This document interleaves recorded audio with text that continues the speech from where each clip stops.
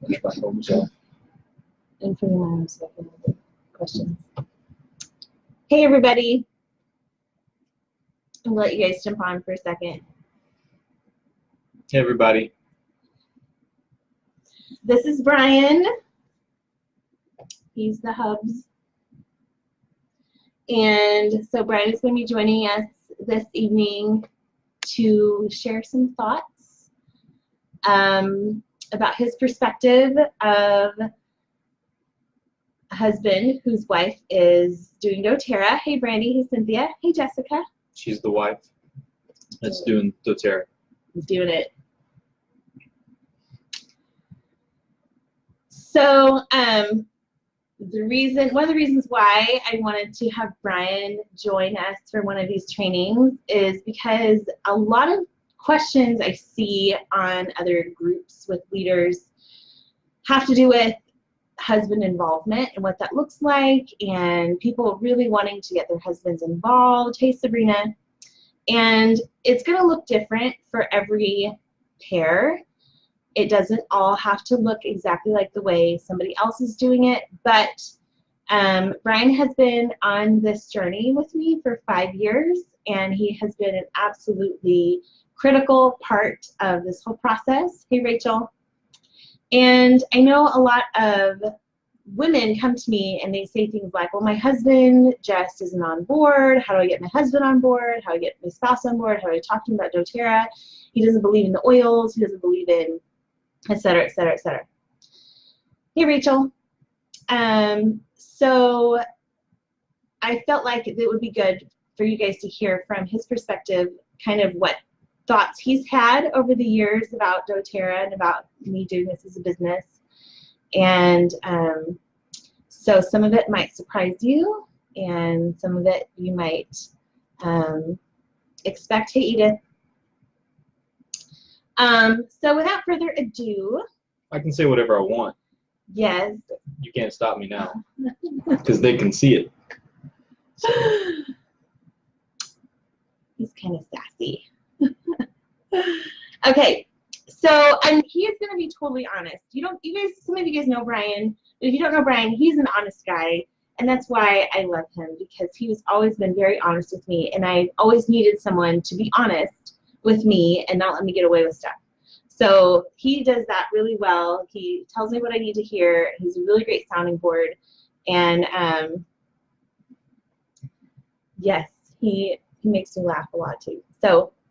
But I want you guys to know that he's not just saying stuff because I want him to say stuff, or he's going to be honest with you about kind of his thoughts about all this. So, okay, so I have some questions here. And so the first question that I would like you to answer is, what were your initial thoughts when I signed up with doTERRA? Okay. Oh, hang on just one more second. Another reason why I want you guys to listen to this is because even if this doesn't apply to you, maybe you're not married, you're going to have people on your team who are married who are going to want to understand how to talk to someone about these kinds of questions. So we have to start thinking of ourselves as leaders who are going to be helping other people do this business who will have questions about their spouses. Okay, so sorry. My initial thoughts. What were your initial thoughts? My initial thoughts about me signing up with doTERRA? Signing up with doTERRA. Actually, there's no problem. We at the time, this was kind of a hobby for Amanda, and I was all for her jumping in, and we were kind of pursuing it that way. And that's the way we talked about it. In fact, I remember a time when we just really weren't in the place to really push the business, and we kind of verbalized that together. We were together on that, and it was fine. And so initially, yeah, I mean, it was cool. I have a hobby too, and I thought she could have one, and if that's how she wanted to spend her time, you know, outside of our family time and stuff, that'd be great. So. Okay, so thought it was a hobby. All right. It was a hobby at that time. Also, this is bedtime with our kids, and they're not all asleep, so this might get kind of interesting. Hey, Kristen. Hey, Michelle. Hey, Megan. Hey, Michelle. Just going down the list when Facebook's telling people are on. Okay, so second question. What was / is your general opinion of multi-level marketing companies / direct sales companies? General opinion of them, like if I had to group them all together. Yes. Back then and now, I mean, it's been consistent. I'm pretty skeptic of any MLMs at all, and that's a lot of that comes from seeing a lot of them growing up, and my parents basically kind of warning me of them, and even today I haven't signed up with Amway, even though I've been approached. There's some other things like that I usually just steer clear of it. And I don't necessarily think that those are have a history of being wise moves for investment and time, and stuff like that. So that's how I feel about MLMs. If I had to put them in a global bubble all together, they're all jumbled in there together. So when I told you I was signing with an MLM, you were like, well, again, it was a hobby.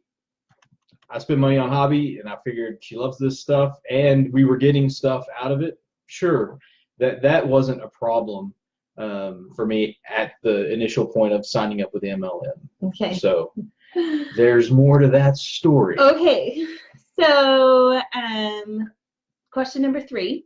What is your perspective of how much time I spent doing doTERRA at the beginning? At the beginning, how much time I spent on it? It was fine. What were your thoughts? It was fine at the time. I think we had our second baby was born around the time you really started getting interested in it and pursuing it more as a business and doing classes here at Abilene, and we were in that tiny little house. It was fine. There were some times where I was kind of like wishing that you would be home a little bit more, or not, but it was like a 1 or 2 time thing, or you weren't getting home whenever the baby was crying or something, and I was like, come on. But it was still fine because I'm out goofing around and stuff too, and so kind of still in the hobby realm of it at that time. But I mean, the story kind of goes on. Like, there's a time when I think it shifted, and we would communicate about that. So things were great. There's no friction there. But there was a time over a course of a few years when this started transitioning more in your mind outside of what I thought it was going to be, and you were really pushing for the business. You were really going after it and wanting to put more time into it, and I still wasn't there. And so that did start creating some friction between us, and I think it's mostly because either our lack of communication, and you felt like you were, but I was kind of resistant to it, and we weren't on the same page. And at that time, that's when it got a little rough for me. And I didn't really like the time that she spent doing it, and doing doTERRA. Is that what we call it? Doing doTERRA. That's what we said. But I didn't have a problem with the community that she was building. I liked some of the other things that I saw her doing. I just felt like it was a little much. Like, she could just be home more, or be more engaged with what was going on. But she was looking at it as a job at that time. Mentally, she was already there. A lot of you know that. I wasn't looking at that as a job at this point. And I think that's where the disconnect was. I think if this was a place where she was getting a second job, maybe part-time somewhere else, I would have no issue with her having a schedule, working late sometimes, not being home after hours when I'm home, so we can switch with the kids. And it's interesting because the expectation at that point is, that's your job, and that's what you do. And if you don't have that same expectation like I didn't, then it's going to be frustrating. I mean, and it was, but it was fine. We worked through it, but it took some time, and some of that was some conversations with us having to really level with each other about what this can be. And there's still some doubt at that time when we're having that conversation. You're trying to convince me what this can be. Come on, it's an MLM. What can it really be? And I can see to some of that now, which I think you're going to get into. But it was a hard push for me, and it has been historically as you got serious. So okay. So question number 4, what is your current perspective of how much time I spend doing doTERRA, doing the business? So this kind of carries on to the story we just told, because now we are on the same page with how we think about doTERRA and your involvement with doTERRA. And it's a job, and it's sometimes more than a 40-hour-a-week job. You know, if she were clocking in all the time she spent doing it, and when you see that it is a legitimate job, when you see that the time investment can return a financial solution, then you start to kind of, okay, this could be serious. This is a thing. So I don't have a problem with it at this point, and we're good, I would say, on how you spend time doing doTERRA. I'm not gonna lie about that. There are still times when, and it's usually because we're not communicating a schedule, that it gets to be a little inconvenient at times. But it's not the business aspect. That's us. That's us just being a couple, and I had something planned and she has a class. Well, since this is a job, her class kind of supersedes my goofing around. And but that's totally a communication thing. It's usually avoidable between us, and you can't really blame that on I don't know, like an activity like this any more than you could other things of being a couple, being married, and having two spouses working, which is what we are now. You know, so yes. So the question I asked you earlier was, what changed from the beginning where I was spending time and you were like, I'm not sure if this is a hobby or not, to now I'm working full time and this is a job? Like, what was the progression of your thought between from when I started to where we're at right now? So there was definitely, yeah, I'm not gonna lie, there's definitely just some seeing you hit particular benchmarks and seeing that there was an actual financial payoff is a pretty good indicator. I mean, you can't really argue with that. And so the fact that there is a viable financial option with this business makes it so it's not really a ridiculous notion. You know, it's not. I mean, you're kind of, but let's be honest. Like, you grow up hearing about the MLMs, and your parents are trying to sell energy or phone cards or whatever, and you're thinking like, I don't want to be entrenched in this. But you know, doTERRA always did feel different because it didn't feel like we were scamming, or we didn't feel like we could feel like we could be honest with it. And I wasn't embarrassed telling people that you did this. I'm glad. No, I wasn't. I really wasn't. But as far as like how much time you spend into it, it becomes an investment question. Are we spinning our wheels? Are we putting time and effort and money, because money does go back into it, into a thing that we're just gonna not really reap any kind of benefit for? And you were there before I was. You saw the vision long before I did. But it wasn't until. Okay. Sorry, go ahead. we have a. Okay, can you just go and wait till she's done?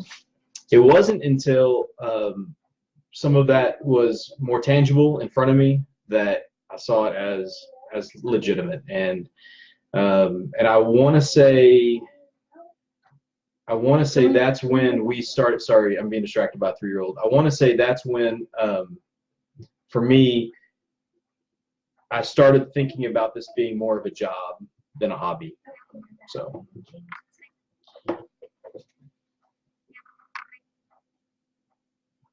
We solved all the world problems while you were talking to Mom. Sorry. So. Okay. Everybody clear? Everybody's good. Also, if you guys have questions, you can comment with some questions. You can comment. I know more stuff than just this. Like, there's lots of things that we can talk about. He's got lots of knowledge that I'd like to share with you. If you have other questions besides what I'm covering, or a question comes up as you're watching, feel free to comment, and we'll do our best to cover those. Okay. We'll cover them. All right. So, are you interested in doing the business with me? No. What? Absolutely not. Don't you want to teach classes?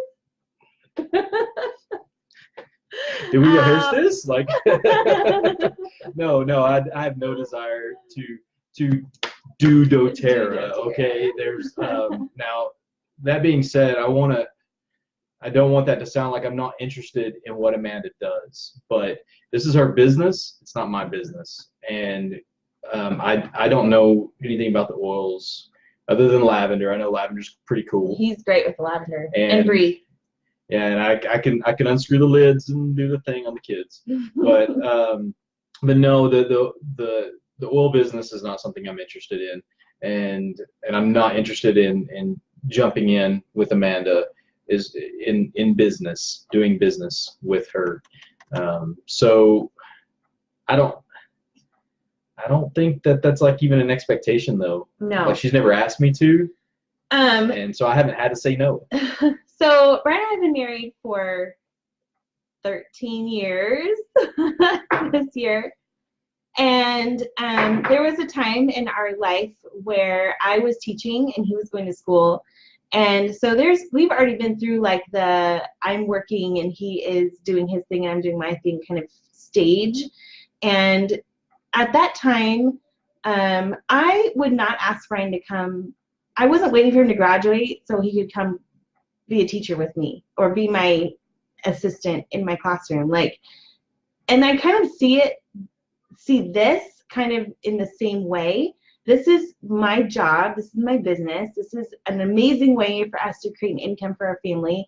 And he doesn't have to do it if he doesn't want to. Now, there are lots of teams out there that are husband and wife who go to classes together. The husband's totally on board. He shares oils. He signs people up. I think that's great if they want to do that. Yeah, that's totally fine. Yeah. But like what we're doing here works for us, and we are glad that we can both do this in a way that fits us. So he doesn't do the business with me. He doesn't get online and post stuff on his Facebook or anything like that.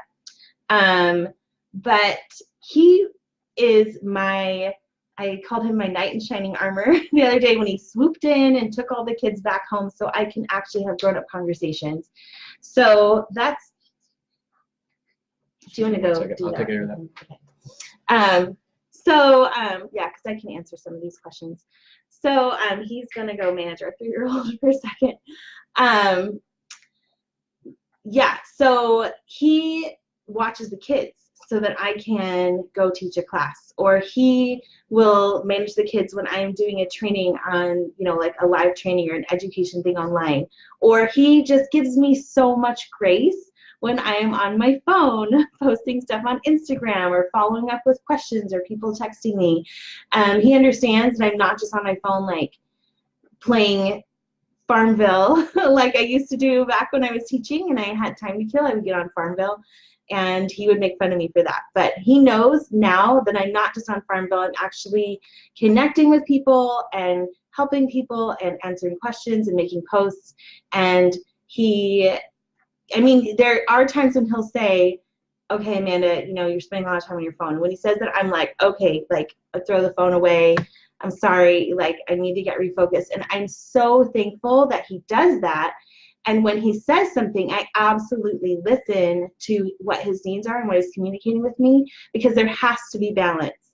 And the kind of person I am is I will go all into this and spend all my time on this. And I need someone to come up to me and say, okay, Amanda, like find your balance, make sure that you're doing the things that you need to be doing, where your priorities at, what comes first, and make sure those things are taken care of, and then absolutely come back and do this and take care of the people that you need to take care of. Okay, so Michelle, you asked what was the turning point and how far along in the business was I? So I would say that it probably was when I hit silver And I started thinking about doing Diamond Club, and I did Diamond Club twice, actually. Diamond Club is when you go around the country and you teach classes and you have to fly on airplanes. And I was pregnant the first time, and then Miles was born and came with me the second time I did Diamond Club.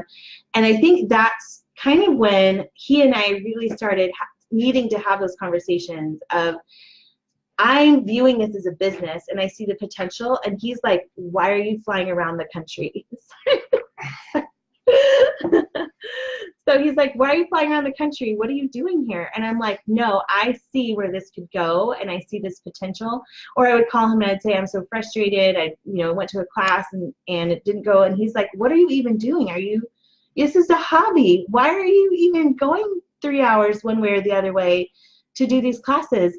And I had to really share with him, like, I feel like in my heart, this is something that's going to be so helpful for our family. And honestly, we had some pretty intense conversations there. We didn't always see eye to eye about doing Diamond Club, about me traveling. But I feel like that's kind of where that turning point happened, as he saw me hit gold, as our paychecks increased, as he saw my team growing. But he was there through all of that. There's a lot of growing pains between getting started and hitting diamond, and your spouse has to be with you through those growing pains, and they have to understand that there is a destination in mind, that this is not just in throwing time, throwing money at something that is not paying off. Because then he did start seeing those payoffs as it would come back around and as time would progress. Are we answering the turning This point one? Yes. So for me, it was about 2.5 to 3 years. Yeah, that's a short answer. It's about 2.5 to 3 years, which sounds like a long time. Mm-hmm. But like she said, there's a progression to it, right? So when you're first starting out, some of that time is spent you also filling that out for yourself and seeing if that's a viable option for you. And so it wasn't a 2.5, 3 year disagreement. Right. We had. It was just, that's how long it kind of took me to kind of transition into that. But we also didn't have anybody talking to us about this. Like, we were kind of adrift in Abilene doing this kind of together, figuring it out. Yeah. So. Will he ever go to convention? Sure.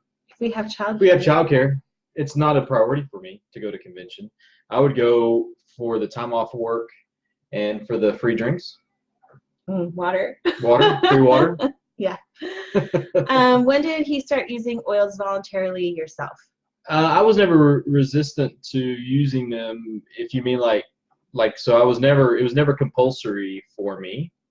But when did I actually go look for oil to put on, like, without her telling me to go do it? It might be the question you're asking. And that would be probably when the Melaleuca shots that I started taking were really clearing up. I get a sore throat thing about pretty regularly every year, and it's pretty nasty. And I used to get the Z shots. Or the Z packs, for the antibiotics or whatever. But then when I started doing the Melaleuca gargling and those little Melaleuca cocktails, they're disgusting. Well, I'm used to them now, so it's kind of like a source of pride for me, like a little badge, like I can do the shot. But anyway, that's probably when, that would probably be the first time I voluntarily or just sought it out without asking her, So now I'm my own pharmacist, and that's kind of cool. Okay. I think that was it so far. It. Okay, so my next question for you is, what do you think it takes to be successful with doTERRA? Well, I know what it takes to be successful with doTERRA. No, she knows what it takes to be successful. Why am I answering this question? Because I want your opinion. Okay.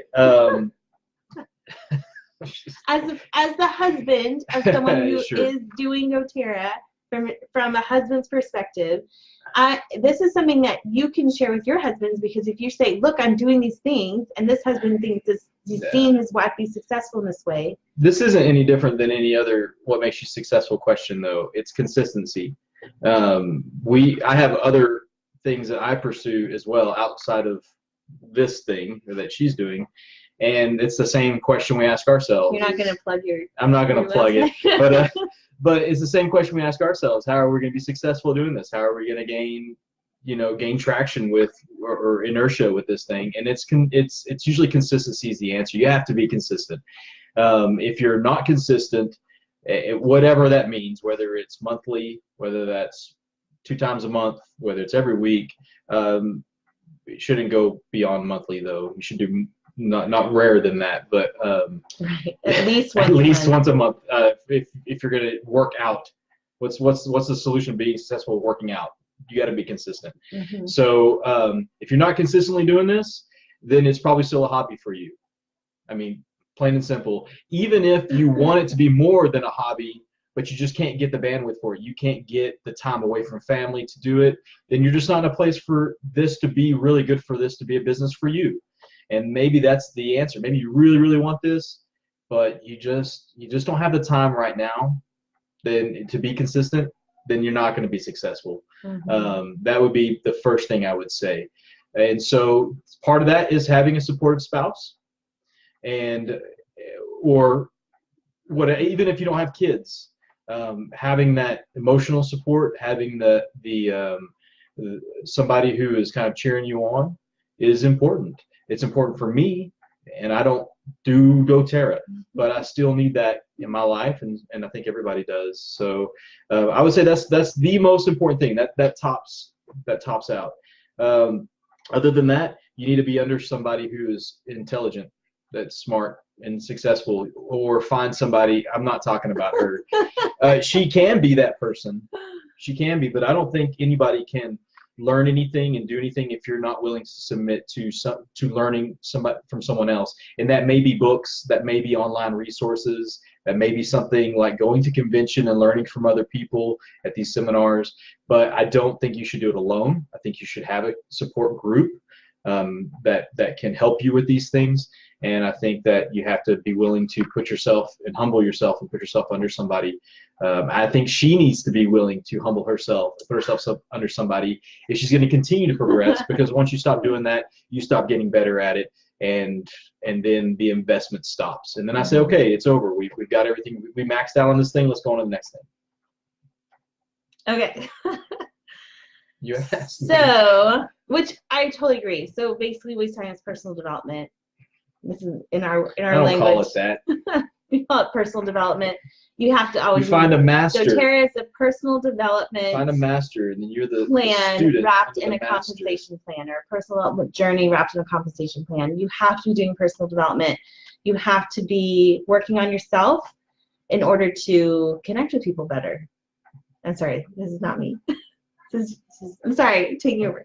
Okay. I've heard all this before. I know, when you said it in the last time you did a thing. I'm always standing around the other side of the camera. I hold the cue cards. I don't do that. Okay. I just lied about that. Number 7. Hang on, we got another question. When, how, and where you see your biggest leap in learning? That sounds like a question to you. In learning, learning what specifically, like oils or business? I'm going to go ahead and ask you my last question, and then if any of you guys have any other questions, we'll do those also. What advice might you give to someone whose wife is considering doing doTERRA as a business? Or spouse. Or spouse. Look, or if partner. you dudes are doing doTERRA and your wife is giving you some static about that, then you can relate to this as well, right? What? All right. So, what advice can you give to someone whose spouse partner is considering doing doTERRA as a business? So, someone like me, what advice would you give to me? Okay. Yeah. I'm sorry. I'm tracking with the question. So you need to be communicating, and you need to. I mean, I hope that the doTERRA E is communicating to you as well, the spouse. But you need to go ahead and just be honest with what's going on, and try to do it calmly. Don't try to be like start twitching or anything when you start talking about MLMs. So yeah, just calmly just discuss it, because there is intelligent people that are doing this, and so there's that. But also be patient. The investment is long term. if you're going to be doing this as a business. And that's where the consistency comes in too. But it's not going to be an automatic payoff. It's going to probably be it's going to be years to see the payoff. But the difference is it's kind of like investing in a mutual fund kind of situation where the investment over a long period of time doesn't just pay off once, one big sum, but it's kind of a reoccurring payoff. And that's when it gets to be kind of a sweet deal. And if you're not having to do the work, you're not getting dirt under your fingernails, she's doing it. It's kind of, I mean, it kind of makes, because I don't want to do this. I'll be honest with you. I don't want to meet with people and try to convince them to change their habits and their way of life. That's not really something that I wake up and get excited about in the morning.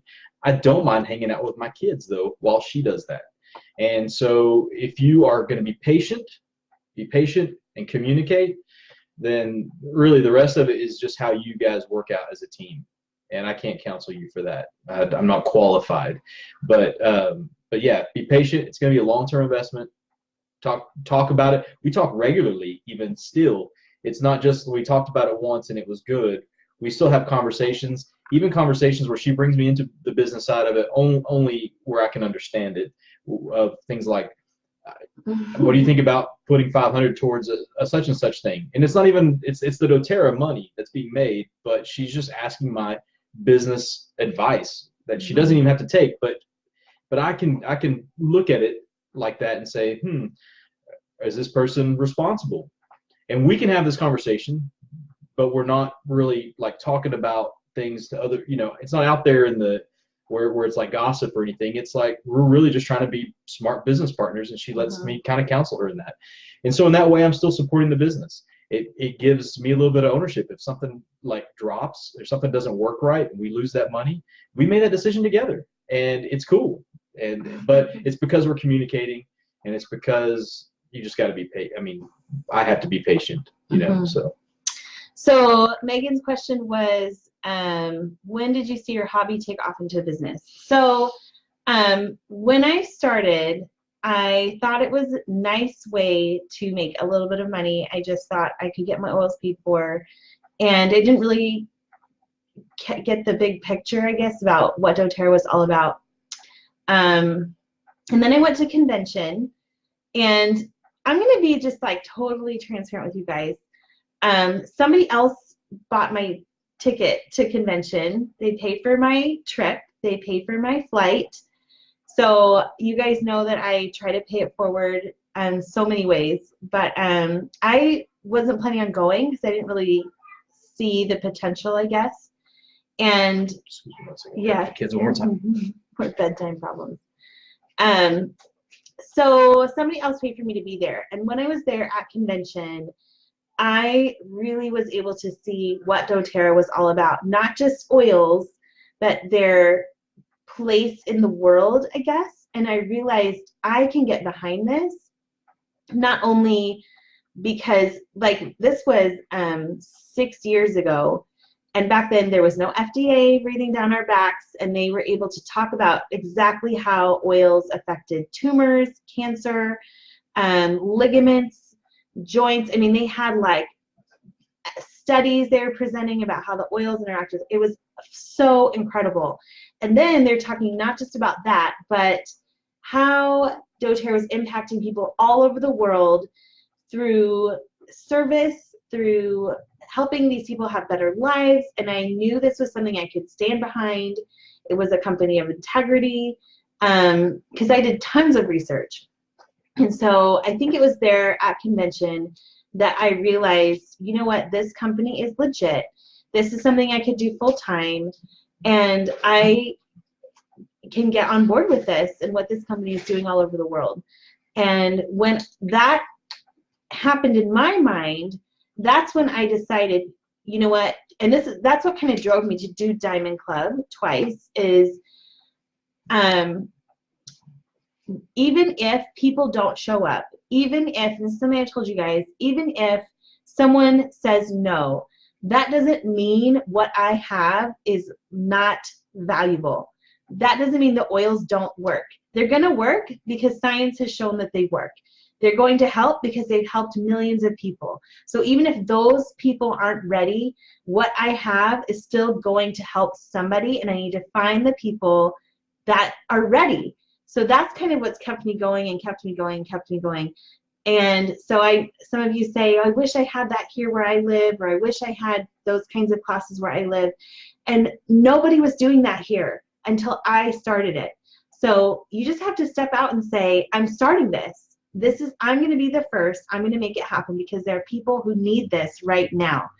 So the fact that nobody is doing it where you are is amazing. Let's be honest. That's actually a good position for you to be in. If you are fortunate enough to be in a position where nobody is doing it, like we talked about that early on, even when it was still the hobby. We even said, well, in the pipe dream that this could ever become something, this is actually a good position to be in because of the marketing structure. Yes. And so if that's you, oh my, that's awesome, Yes. But she's right, nobody was doing it. And I remember walking into classes where it was very basic level, white belt oil business. The basics over and over and over and over again. And she would do it. It was pretty incredible. So yeah. So I would say going to convention really kind of lit my fire. And Brian has still never been to convention, but he hears all about it when I get home. Yeah. I want to know about it. And so this is not his area of interest, like he said before. This is mine. He doesn't want to go out and tell people how to make lifestyle changes, but I want to do that. But he is encouraging. He thinks it's awesome. He saw a picture on Facebook the other day of a group of us at Blue Sky having dinner, and he actually said, I think that's really cool what you've done here as you've been able to connect with people. But you guys, this is over 5 years after I started.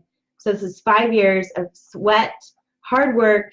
He's seen me be frustrated, discouraged, disappointed so many times, and yet he hears me say, look at these people that I've been able to help, and look at these people who are using oils, and look at the relationships that have been created because of doTERRA. And so he sees the value in this. I'm sorry, I'm speaking for you. He sees the value in this, but it's not just wasn't there at the beginning. This has evolved over me doing this and really working really hard, and him seeing me work really hard. So if you guys don't have any other questions, then I'm all wrapped up. Is there anything else you want to share, leave with us? Any other any parting words of wisdom? Parting words. Is that what it is? No, not really. I'm not quick-witted that way. So okay, well, thank you so much for answering these questions in front of all these people. Of course, and seriously, if you have questions you didn't get answered because you're seeing this later or something, then ask Amanda, and I'll write you a handwritten letter. And I'll add him to our group. No, I won't do that. And he will comment. If you ask a question, he will reply to your comments. You're going to have to show me how to do the thing, because I don't really do the Facebook thing very well. Okay. Anyway, well, I am so grateful for Brian and all the support he's given me. I absolutely could not do this without his just support in encouraging me, helping with the kids, and believing in me when there have been times when I felt frustrated, and he's encouraged me to keep going. So yeah, y'all share this with your hubbies and tell them it's totally possible for them to support you and to in ways that they can support without actually having to do their own oils classes. So all right, we're gonna sign off. You guys have a great night. Bye.